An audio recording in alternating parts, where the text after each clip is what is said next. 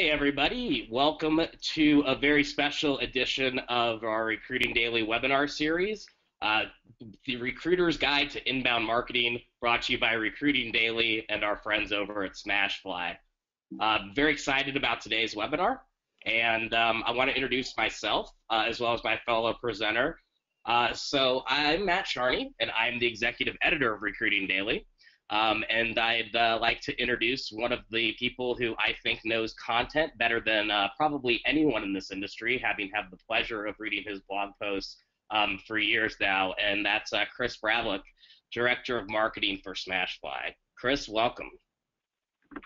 Well, thanks, Matt. I really appreciate it, and really believe in this topic, and excited for today's webinar. Great, and so again, thank you for joining us. And here are some of the things we're going to be covering today. What is inbound marketing for recruiters? I know you've probably heard a lot of talk about the fact that recruiting is marketing and all of that, but we're going to concentrate today not on employer branding or a lot of the things that we probably heard about, but specifically about this thing called inbound marketing and how it can help. We're going to talk about how you can actually turn your talent attraction efforts into action. And that obviously involves getting warm leads to convert into actual candidates, and how to make that process of turning a passive viewer into a warm lead and hopefully a new hire a little bit quicker. So with that, just to kind of set the scene a little bit, I'll turn it over to Chris to walk through kind of where we're at now with inbound marketing. Chris? Thanks, Matt, and I really appreciate Recruiting Blogs, partnering with us to create this series. I think it's going to be really impactful to recruiters, and hope it's valuable for everybody listening today. So when we look at inbound marketing, I kind of want to take a look back and kind of take a look back at how inbound marketing kind of rose up over the years. And so let's take a look back at like 2007. 2007, you might remember, was the year that we were all kings of the world. We took sides in the East Coast, West Coast rap battle, RIP, Tupac and Biggie Smalls. And you probably also remember, especially if you're on the East Coast here and especially around the Boston area, that the Red Sox won their second World Series of that decade, which was kind of a big moment here as well. But just as important, 2007 really marked an important change for marketers, especially with the rise of the internet. What you kind of see here is, and I'm not sure if you know it, but marketing at that point in time was really about advertising. It was about pushing messages to audiences that you wanted to buy your product or service, and this really didn't stop with the internet. What you see here is actually a site where a guy decided, hey, I'm going to create 1 million pixels on a web page, and I'm going to sell every pixel to advertisers. And so he actually made $1 million on the site. But what you kind of see here is, kind of what you remember the internet being like, especially at the kind of dawn of the internet and people kind of going on and researching. It was impossible to go anywhere without seeing ads like this and having these ads interrupt your daily kind of web searches. And while it's getting better today, it hasn't gotten too much better. One thing that we saw is that consumers were really sick of ads interrupting their lives, especially online. And what marketers relied on for years simply didn't work as well anymore. And the stats were really eye-opening. 86% of people skipped TV commercials, 84% of 25 to 34-year-olds clicked out of a website because an ad was intrusive into their web experience. And 91% of people unsubscribed from emails that they already opted into because they saw it as spam. Instead of reacting to these outbound messages, consumers really began to use the internet more wisely to make really important decisions. Research became easier with search engines like Google. Social media enabled consumers to easily have real-time conversations about products and services. And peer-to-peer networks made it really easy to solicit feedback and perceptions from not only your connections, but strangers as well. Much of this research and decision-making process around, what to buy was happening well before a consumer really reached out to a company or interacted with a company directly, with 60% of that purchase decision happening online in some form or manner. And so what smart marketers realized is that it provided a much more level playing field. So next slide. Um, it was no longer about the size of the ad budget, but it was about the ability to engage and influence their target audience.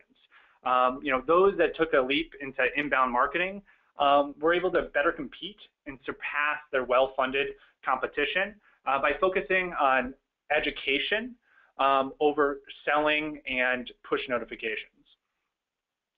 And so, when we kind of look at, this history lesson of inbound marketing and where we kind of came from and why it's important, I think we're facing a really similar situation in recruiting today. Overall, the industry hasn't been seen in a very positive light, with many viewing the job search and the candidate experience as being very bad. We also have candidates that are increasingly hungry for information on employers and what it's like to work there. This has given the rise to employer brands that are being shaped online, not by the companies themselves, but by the candidates' employees on sites like Glassdoor or Indeed. Add to this the trend that it's becoming an increasingly competitive labor market, with unemployment rates decreasing for critical job families, and recruiting budgets just declining at many organizations. I wouldn't be surprised that if many recruiters felt kind of like this person in this next slide. And so, when we look at the trends that are happening today in today's recruiting environment, we need to really look at, how do we change and how do we adapt to the environment that's taking place today? And what are we really trying to achieve?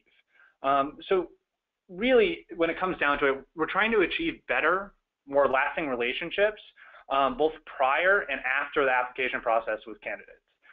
We want to be seen as a valued source of information versus a solicitor of open jobs.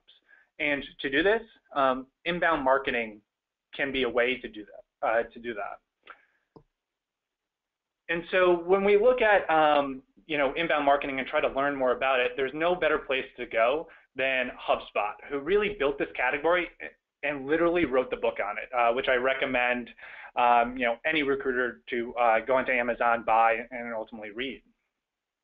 And so when we look at what inbound marketing is, I really like this tweet from Mike Volp from HubSpot, who's HubSpot's CMO. It's about attracting people to your brand, not interrupting. And to really to do that, we need to provide consistent value to the people we're looking to attract. And so inbound marketing at its heart is really about creating and curating valuable content so that you can be seen as a thought leader in your determined area of expertise. And it's about providing the right content at the right time in the right place. Content such as blog articles, social media, SEO, video provide a way to attract consumers and candidates to your brand. Lead nurturing efforts through email and drip marketing help convert those visitors into viable leads. And then the analytics give you the backbone to continuously improve this process in terms of how do you convert all these leads from one stage to the next. And so, why do we do this? Why is inbound marketing, such a big phenomenon in marketing, and why should we adapt it to recruiting? Well, it's because it really works. It's increasingly proving that inbound marketing tactics typically generate more leads at lower costs than traditional outbound tactics when it comes to attraction. And so when we look at inbound marketing, in the end, it's really about taking strangers to our brands, next slide, and turning them into promoters through targeted content at each stage in the consumer's journey. So in this webinar, we'll be taking a look at this model, taking a look at how we can use similar principles and apply them to our recruiting methodology. So that we can increasingly take strangers and turn them into applicants, hires, and ultimately brand ambassadors for our company. So, at this point, I would like to pass it off to Matt as he kind of takes us into a look at how do we do candidate attraction and turn that attraction into action. Sure. Thank you, Chris, and I appreciate all of that context. And to reiterate what Chris said, there's a lot of noise out there in the market. But if you're really trying to, I guess, create some affinity around your brand and add value instead of just contributing noise, what you're really tasked with is relevance and reach, as opposed to just massive quantity and volume metrics. So we'll look at some of the ways that you can do that to really make sure that your message is heard and you can really sell simply by being the smartest person in the room, as it were. So one thing that I do want to just kind of point out when we looked at that slide is that the consumer journey and the candidate journey, to Chris's earlier point, really starts in the same place. Right now, 85% of searches start with of job searches, excuse me, start with a search engine. In fact, the reason why Indeed right now is the #1, job site in the world in terms of traffic is explicitly because they are very good at search engine optimization, and as a result of that, that's the most likely to get found. So that's a perfect example, I think, for a lot of recruiters of an inbound best practice. If you want to have your job description seen before somebody else's, SEO and having people find and click through is really, really important. But what you have to understand is that candidates and consumers are the exact same thing when all recruiting is happening online. And because the searches start in the same place, what you really, really need to do is identify what the journey looks like for each different person who's coming in and interacting with your brand. One company that's really done a great job of doing this is Sodexo. Sodexo has around 160,000 employees worldwide and services as diverse as nutritional counseling through people who actually are certified dietitians, all the way to offering prison services to helping run the concession stands at ballparks and schools. So you have a very wide swath of job roles to fill. Obviously, one unified employer brand or message isn't going to have the same relevance for somebody who, let's say, might be wanting to join the talent community, as is the case with the guy on the left, versus somebody who's trying to apply for a mobile job who already has come in contact with the brand. So this just gives an example here of 3 different outcomes which inbound marketing solves. One is obviously trying to convert an existing person who is what we call considering an offer into an actual warm lead in your database. So that would be a call to action of join our talent network or talent community. Somebody who might just have exposure to the brand, but not necessarily the employer brand. Obviously, that's would be a channel which you'd probably want to target on social. And so we kind of look at what that journey looks like. And then in the case of somebody who actually has already worked for the brand, that's going to look very different. So it's really, really important to understand that people are coming to you in very different ways, and that you have to be able to anticipate, just like you have some variabilities when filling a requisition, exactly what that process of people coming to you looks like. Next slide. So again, to drill home the point, the reason why, things like social media and Google's personal search results really have a resonance is that it tailors the content specifically for your likes and needs. So taking a very general approach to kind of sharing your employer brand message and building resonant and relevant content for inbound purposes is going to look very different depending on a few different factors. These are things like what level the role's at, what location it's in, what skills are required, what's the functional area of expertise, what's the career level of the candidate. So what you have to understand is that just like not everyone who's going to be applying to your role, which on average in the United States right now is around 175 applicants per open position, as any recruiter knows, not all of those are going to be qualified. Similarly, there's no point in building content that speaks to everyone, because ultimately it's going to be interesting to no one. You want to only target those candidates who are going to convert into hires. The easiest way to do this is quite simple, and it starts with a marketing exercise called building a persona. A mistake that recruiters often make, I believe, and marketers do as well, is writing to either the algorithm that the Google or whatever search engine is trying to create, which obviously can't interpret content beyond its keyword density or relevance that's perceived in terms of a topic. The other mistake that they make is looking at job seekers or the candidates they're trying to target as being kind of a holistic entity that doesn't have a face. So there's very much an us versus them, recruiters versus candidates. One way to really start figuring out how to make the content the most relevant is by building what we call a persona. A persona, more or less, is the person who is the high potential A player that you're looking to recruit into your organization, and really kind of figuring out before you even jump in exactly who that person is, what they want, what's going to interest them, and what their mindset is, so that you can be able to deliver the content that's actually going to get that person not only compelled enough to click through, but also familiar with your brand enough so that ultimately they'll not only apply for a talent network or follow up with a call to action, but ultimately turn into a hire. Next slide.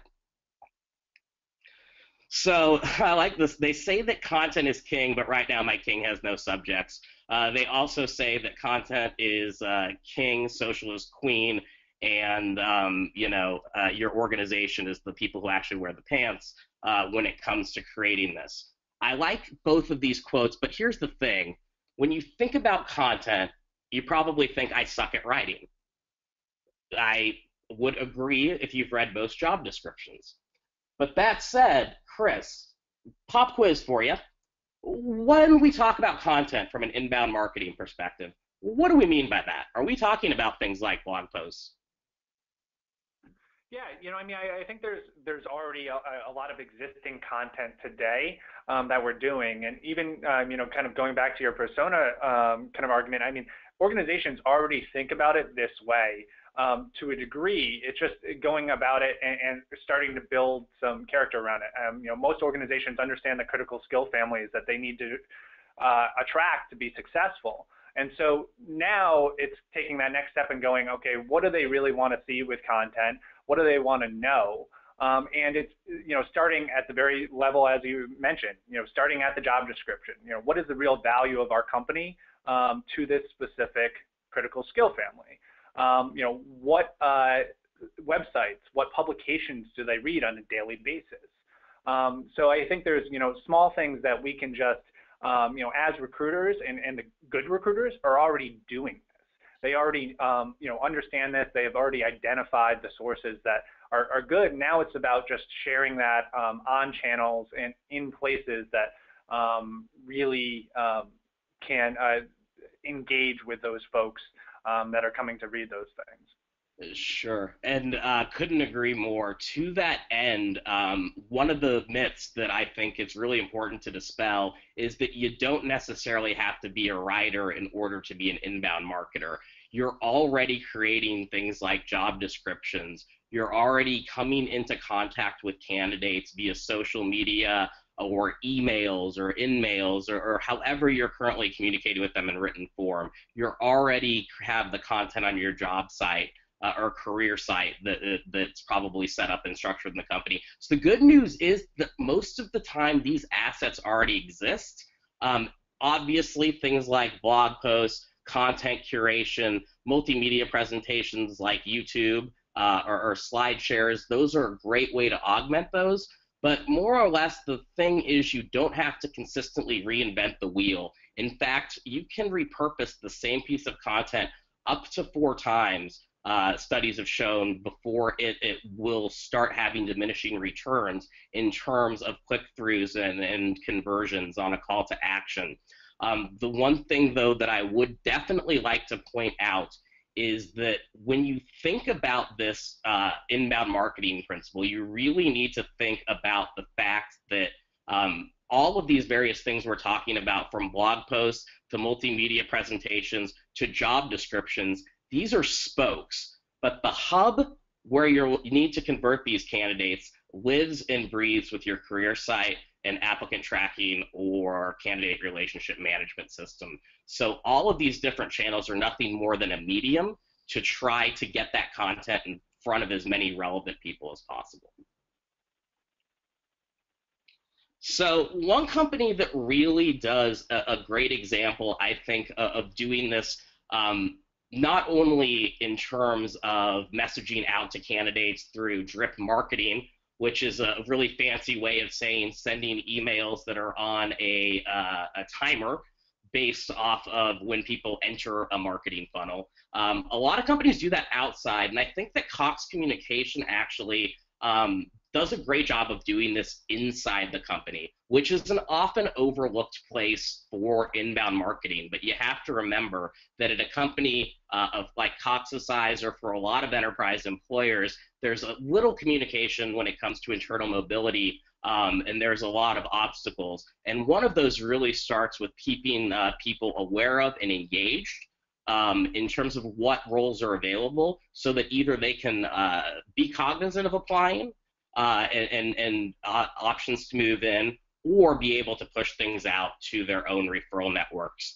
So what Cox has done is they've created a various amount of tactics, from articles on how to advance your career in the company to within the intranet, to creating a drip campaign talking about career advancement to people in the company, to really starting to augment a lot of company communications with things like job descriptions and display ads, something that we don't think about often, but at the same time, remember that between internal mobility and referrals, you're looking at almost 80% of overall hires that you're an average company.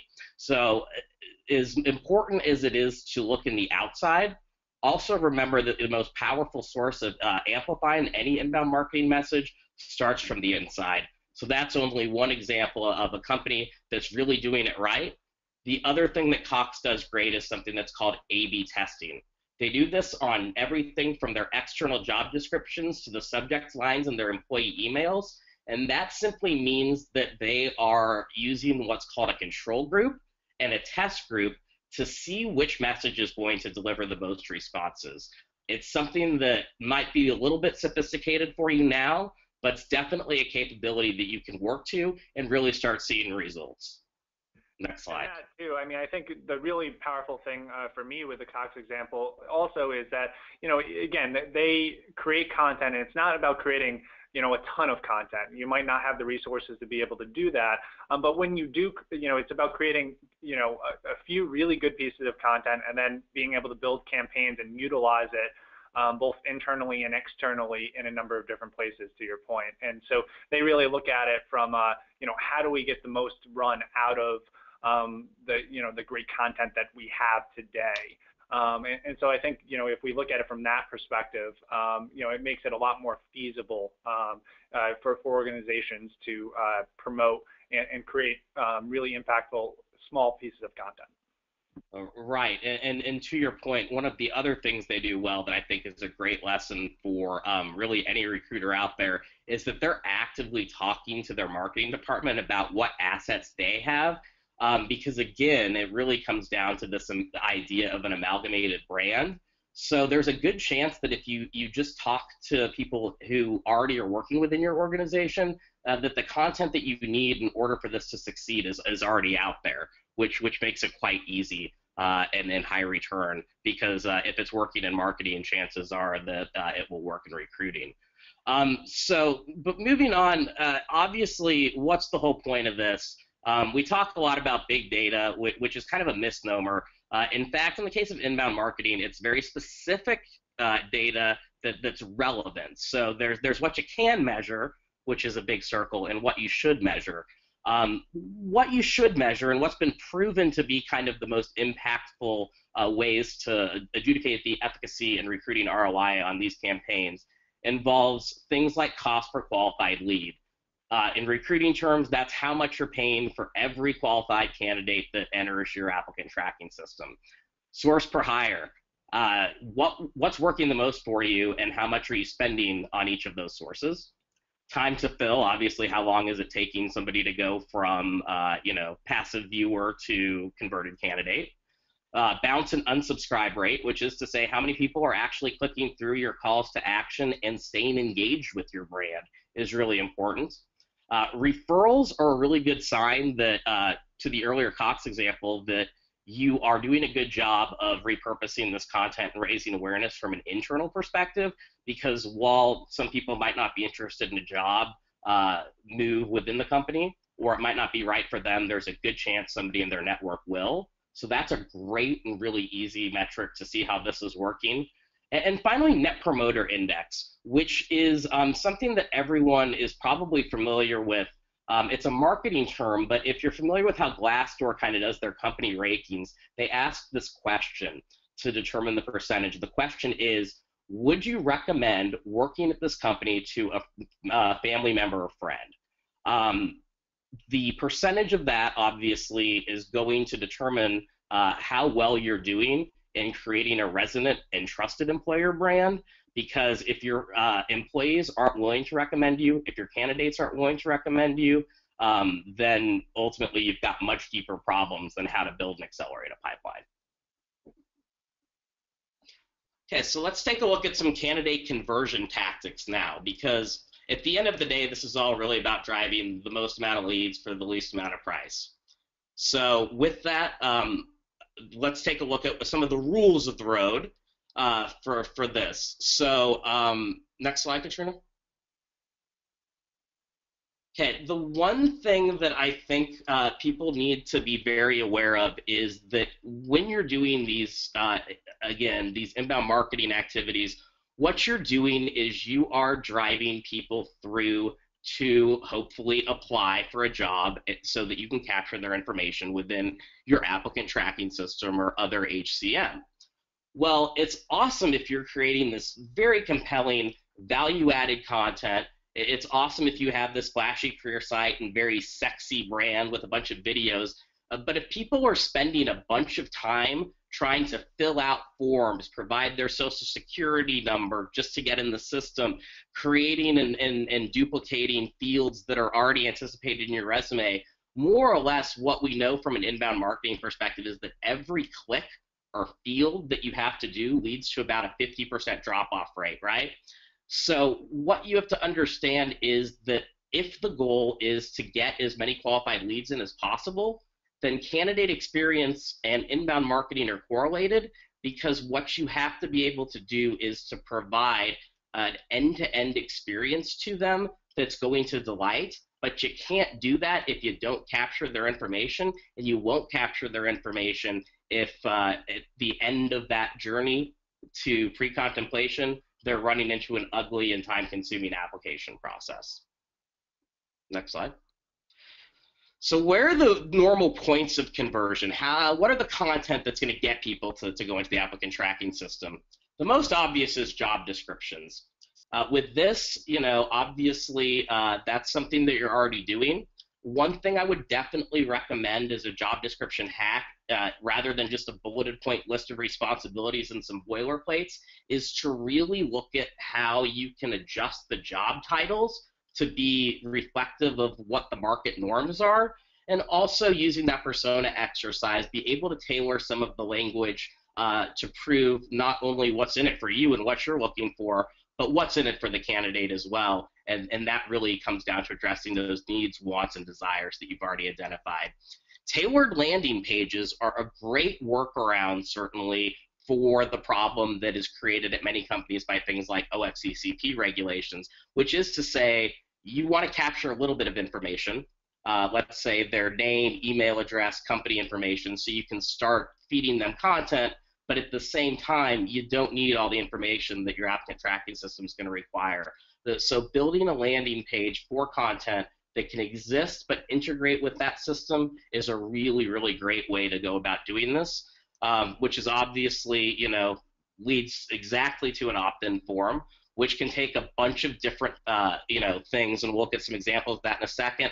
And then also calls to action. So whether that's, it is something like putting up a display ad on a social network, or sharing, apply for this job on a tweet, to when you send out a candidate email saying thanks but no thanks, or we've received your application, saying, but here's our social media handles, we'd love for you to stay in touch, and please join our talent network. There are a bunch of different ways that you can creatively increase your touch points with the candidate so that they stay engaged and you continue to increase your chances of conversion. Consumer studies show it takes about 8 different brand impressions and interactions in order to influence a purchasing decision. So these are all really good points to actually have that conversion happen. So again, we looked at, I talked a little bit about job description best practices. Let's just sum that up. Be clear. Nobody wants to read your company's convoluted marketing or HR speak. Include the basics, because ultimately you want to drive leads, but you don't want to drive unqualified leads. So make those as simple as upfront as possible. Internally, develop a checklist of what that person's going to look like and what needs to be included. So basically prioritize nice to haves and must haves so that you can make that funnel as wide as possible. Already talked about search engine logic, but if your title is something that only is known within the organization, then only people within the organization are likely to ever apply for that job. And as we talked about earlier, that might not happen. And then use of video and images is so very important because it not only tells what a job is, but also kind of gives some insight into what that job and your company culture entails. It also works into search engine logic. One thing I think is often overlooked is the #2 search engine after Google is YouTube. And when you incorporate a video or an image or other rich media files into any piece of content, you're more than doubling your organic search engine results simply by sticking that in there because of the way those algorithms reward content. Really easy fixes, really, really big returns. So talked about tailored landing pages. If you're listening to this, you probably landed on one of those and filled out your information. This is where it comes down to, again, being able to really just provide the amount of information necessary in order to impart value and engage a candidate so that they're willing to give you the information that it takes to start working them for the funnel. These should be consistently looked at and measured. And so as you can see, by doing things as granular as changing the layout, coloring, or template, as well as the way information is presented, you can increase your conversions by 1 to 3%, which doesn't sound like a whole lot, but when you're talking about 200 candidates coming in for every single posted job, the right candidate might be being missed by something as silly as a design or layout. So that's obviously something you're going to want to look at and test as well. So just an example of that, Rosetta Stone, they've kind of started, we're looking for rock stars, quota exceeding sales rock stars, that is. So you can already get a little bit of sense of the brand. You know exactly from just looking at their job description, unlike most, where the location is. And then maybe a candidate who sees this isn't ready to necessarily give you your resume or apply for a job. That's why they've done a really good job of incorporating things like talent networks, the ability to share this through their social networks, or simply just aggregate that information with LinkedIn to make it easier. The key to conversion is providing as many options as possible so that the candidate can choose the path of least resistance into your database, right? You don't want to make this more work than it has to be. And so you can see this as an example of one company that's taken a standard job description and really added a bunch of different mechanisms to improve conversion rates. Another example of this is UPS. They have, they're hiring a pretty high turnover, high volume kind of position within their logistics and exporting department. So they have what we call a bucket rec, or a standard profile they're looking for. That is to say, they probably don't need the resume up front as much as they need to keep people involved so that they know open positions as they're coming up within the market or within their area of specialty. So what you can do is they've not only provided some subject matter expertise in this logistic field and been able to add some rich images and text, but they've also been able to use kind of best practices in category creation and thought leadership, specifically targeted to logistics candidates, to be able to create easy sign-in form whereby people who are interested in this topic can enter their database easily, and then anyone who's going to listen to a webinar on logistics is probably going to be a qualified candidate. So that's another good example of a way that you can recruit without necessarily overtly recruiting. Anatomy about employee referrals. So more or less, if you want to, again, decrease recruitment costs and get those brand advocates working, amplify your message, and really have a lot of impact, referrals are the way to go. There are a ton of tools to do that, but what you need to do, again, is to make your employees aware of what it is you're looking for and be able to deliver content to them so that they're continually engaged with the recruiting process as well, and that you're able to also keep them up to date and informed on any related incentives like an employee referral program to just kind of give them that extra to share and spread the content as well as being brand advocates. But if you're doing this right, that should be happening organically, and you're really going to see an uptake in employee referrals simply by keeping your employees in the know about what you're looking for and what's open. So a great example of kind of one of the ways that employee referrals are outside of the box and how I guess it's a piece of content that just keeps on giving is Zappos. They write an annual book where they compile a story of over 300 actual employees who are talking from various different perspectives, anywhere from somebody who works in their IT help desk to somebody who is in their call center, to right up to some of their C-suite about what they're getting out of Amazon and what that work experience looks like for them.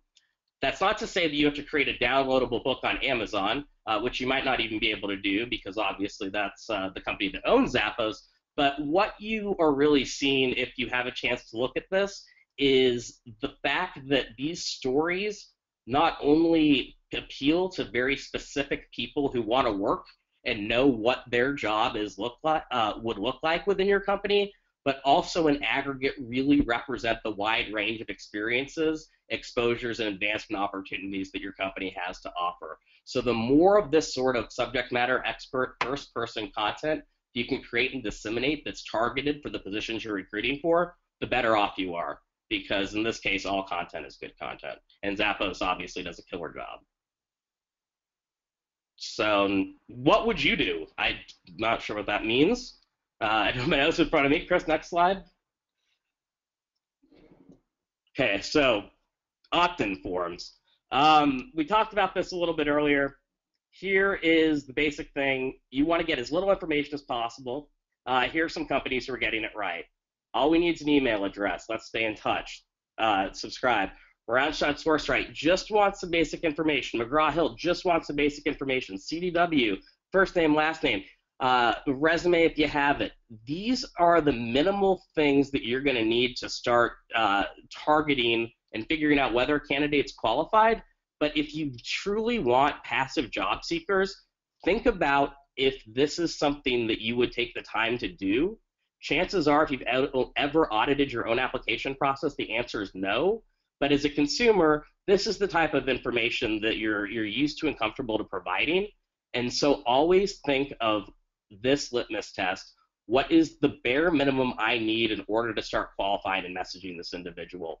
Chances are it's nothing more than that email address, particularly when you start looking at some of the aggregation and profiling technologies that integrate directly within some of these technologies like CRMs and ATSs today. Next slide. So with that, I'm going to turn it over to Chris, who is going to talk through, once we have all this content and these candidates coming in, once these conversions are optimally starting to happen, how you actually make that work quicker to generate the hires you're looking for at the time you need them. So, Chris? Thanks, Matt.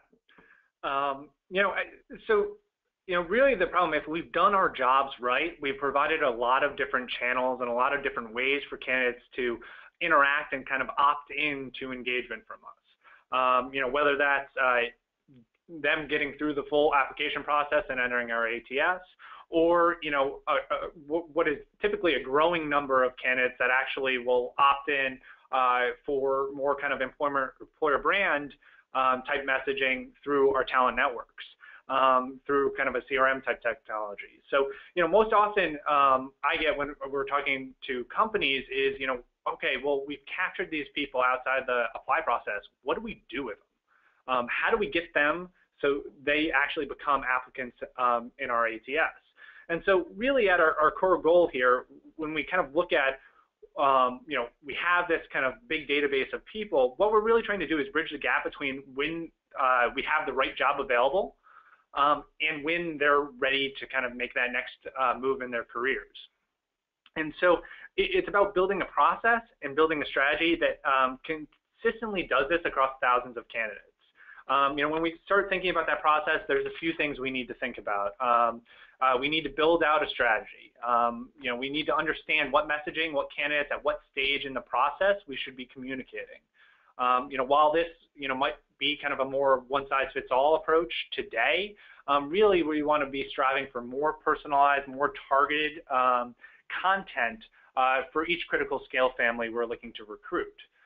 We also need the right technology. Your ATS, is a good repository for applicants, but it might not be sufficient for the kind of lead nurturing, marketing automation type efforts that you're looking to do. In many cases, that means kind of more of a CRM or recruit marketing platform type technology to help kind of organize that process, organize the rules needed to effectively build better relationships, longer lasting relationships with the candidates that you capture. Third, what you're seeing on the kind of slide right now is, a lot of times we think the audience that we have is very captive.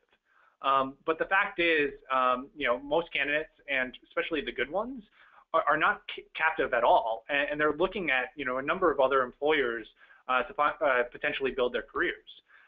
So then it's about all that content that Matt was discussing before, and how do you use that content and repurpose that content across the strategy, whether that's creating it yourself or curating it from your marketing partners or from industry publications, as well as the channels that you're using to share that content.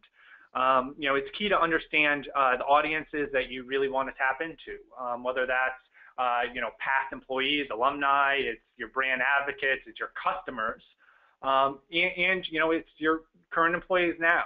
How can we expand the reach to reach the right candidates that we want to do, and expand the reach and look as a valuable source to this audience that is not nearly as captive as we think it is. And Chris, if I can really quickly, we've talked a lot about content creation. One of the things that I think that you've done successfully over the years and are an expert in is content curation. For people who aren't familiar with that curation concept, I guess, what are you doing? What are some best practices where people can figure out where that information lies and how to present it in a way that's going to be relevant? Could you just share any tips or tricks that you've learned along the way? Yeah, I think it's one of those things where it's about identifying the audience and kind of what they want and practical content and messaging that really appeals to them, and then going out there and kind of identifying people that you like to read yourself. So I think for us, we're really tied to kind of the recruiting space, and so blogs like yours, like the Fistful of Talent community, Steve Bozy, blogs like that, using RSS feeds to be able to kind of pull that in, be able to get timely updates, and then ultimately, share that content with the communities and the contacts that you've been able to build over time, is really, really important. And, I think the other big thing that always remember is, when you're sharing other people's content, they notice it. When I, share a blog article of yours, I will always, make sure to mention, hey, this is a great post from Matt Charney. And so as you build relationships with the people that are creating this good content, they will be more and more in tune to help you share that message and share your brand as well. So, so the biggest thing is just, be a fan of the people that are creating, really good content out there. And then ultimately have mechanisms like RSS feeds. So I use Feedly, for example, to, be able to just keep up to date with all the new kind of information, types of content, the new conversations that are happening online. Great. That's all great advice. Thanks, Chris. So Matt, when we look at this, and we look at, how do we kind of keep in touch and then ultimately kind of bridge that big gap that it means with engagement. What do you think candidates are really looking for once they've kind of opted in and kind of done that? What are they looking for from an employer to, ultimately get them to make that decision? Hey, I really want to apply for that job. So yeah, I think that that really obviously depends on where they're at in the pipeline is an important consideration. So if they've subscribed to a talent community, that's going to look different than somebody who has subscribed to a job alert, right? But all that said, what I think that people are looking for is the consistent reinforcement that not only is this a company that is a place that they want to work at, but at the same time, I'm going to guess it's also a place where they think that their function is valued and tied into the greater, bigger business goals. So I think that what works the best throughout is just by giving the most holistic view possible that's also the most targeted to their field of functional expertise, market, or experience. I'm maybe wrong. What's the correct answer on this quiz, Chris? Yeah, no, I mean, I think that's totally correct. So, it's all about, kind of the right time, the right place. There's going to be different expectations there. I would also say, again, I think jobs are an important piece of content. But I also think that, as you're kind of using it, it should only be one piece of the overall content strategy when you're kind of presenting it to folks. If they're not targeted jobs and they're not jobs that, if marketers are receiving engineering jobs from the different messages that you're sending out, you're probably not doing a good job of them being really engaged that next time that you receive a job alert from you. So just making sure that we're using jobs, but we're also using other content to keep them engaged, I think is really important. So, when we look at this, it's also not, as we kind of move forward here to exactly what Matt was talking about, it's about how we communicate this content in the right place and right time. And that really comes down to lead nurturing and kind of different drip marketing tactics we can do. And so drip marketing, when we look at it, it really can help employers ensure that communication is happening with candidates when recruiters can't physically do it. And it also ensures that it happens across all candidates versus just having kind of one-offs where we do a really good job with one candidate, but we don't do a really good job with, 2 or 3 of them.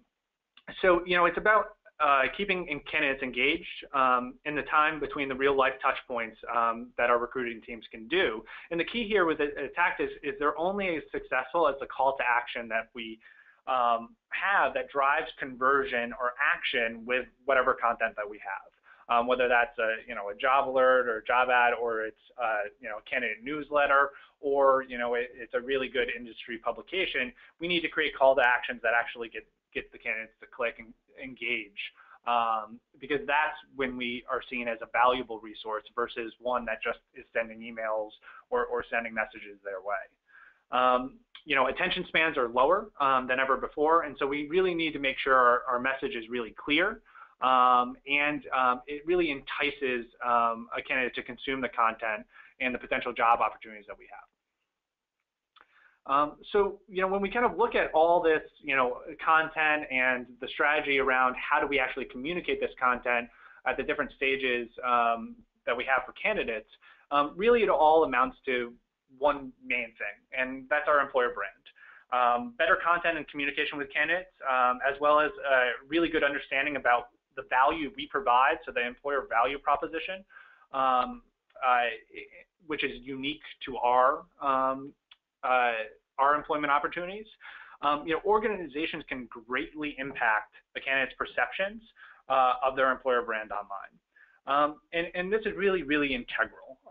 Candidates truly care about working at companies that have strong brands, that communicate their company culture well, and you can see that in the stats here. So, when we kind of look at this, it's really crucial to begin constructing and influencing your online brand. As we mentioned before, candidates and current employees can have a great impact in terms of what your employer brand is.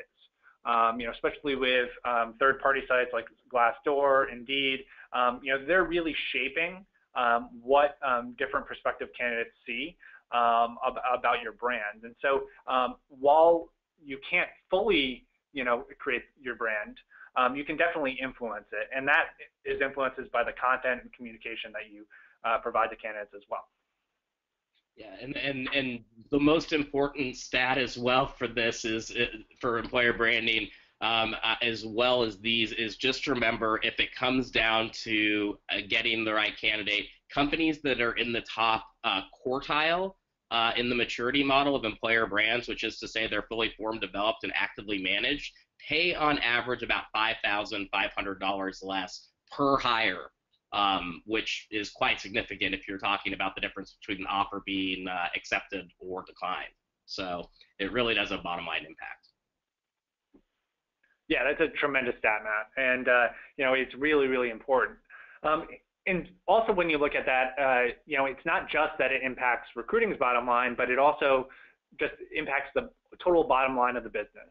One thing I think that is becoming incredibly clear, especially with the Candidate Experience Awards and the candidate experience trend in general, is we're seeing that organizations are realizing that a lot of their recruiting efforts aren't happening in a silo. As organizations, I think we're realizing that our relationships with candidates impact the bottom line very in a lot of different ways. Many candidates that we interact with already are customers. They have some sort of relationship with us. And it's really important that the candidate experience is consistently good because they expect it to be good. And if it's not good, it does reflect on the brand, overall marketing brand as well. When we look at it, candidates are 83% more likely to become customers with a company with whom they had a good candidate experience. So just remember, as recruiters, you're the front line for many customers, and that experience and every interaction that you have with a candidate really, really does matter to the overall business as a whole. So as we build out our employer brands and our candidate experience, there's a number of free tools that I think we can use to improve the way that we consume content, to improve how we communicate that content to organizations. And so, a few tools that I use, I mentioned Feedly before, which is not included here, but really good RSS feed to be able to kind of follow industry blogs and be able to segment, different content streams to curate content a little bit better. From a social standpoint, I utilize Hootsuite, I utilize Buffer app to be able to share relevant content to different audiences. Also, from an employer branding standpoint, to make different emails look a little bit better, blog posts look better. I use Canva, a really simple tool to create some good simple images, banners, not only for just content pieces, but also for my social profiles as well. Also use WordPress, great blogging platform. And then also for video, I think one thing here is, a lot of people, especially in the recruiting space, are really want to use video in their recruiting efforts, but they don't have the money to do a really well-produced video. It doesn't necessarily have to be that way. And in many cases, kind of a flip cam, a cell phone video can be just as good as a really well-produced video and be a little bit more authentic. You can also use, simple tools like Google Hangouts, Skype, to be able to record kind of, different conversations that you have with employees that can be really, really authentic and give kind of a good, first-person view into what it's like to work at your company. Now, Matt, what are some of the tools that you use kind of on a daily basis to be able to kind of, interact with your connections online? So for me, it's similar to Hootsuite. I really like Sprout Social only because of its ability to also deliver some pretty rich analytics in terms of the demographics of who's clicking through and reading your stuff. I would say I'm a big fan, certainly of TweetDeck as well. because it supports Boolean strings. So if I want to know who's clicking through on an individual page or mentioning my brand, I can build that out into a column and just get automatically notified whenever somebody's sharing my content on social. The other free tool that I would say that I consistently use is Google Insights.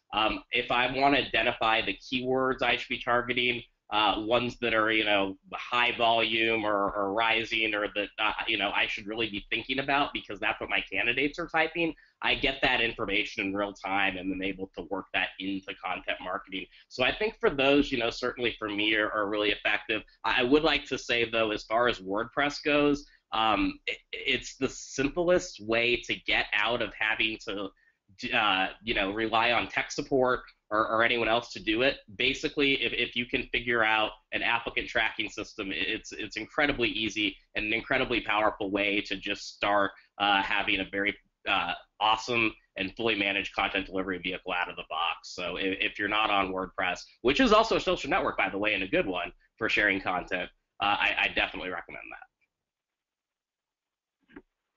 Great, yeah. I mean, there's a lot of great tools out there. Many of them are free and inexpensive. So, definitely encourage you to kind of try out some of these tools and then ultimately see what works well for your organization. Right. And so how you can get more of those tools, as well as all of the information that you really need to know about this topic, including checklists to see where you're at, and what this process looks like, and some of the companies who are getting it right. Really excited. We just released a ebook in conjunction with our friends over at SmashFly. That's called The Recruiter's Guide to Inbound Marketing. I'm particularly proud of it and would highly encourage you to take a look at the URL you see there. So with that, thank you, Chris, and thank you to SmashFly for making this possible. And we look forward to seeing your inbound marketing efforts in action.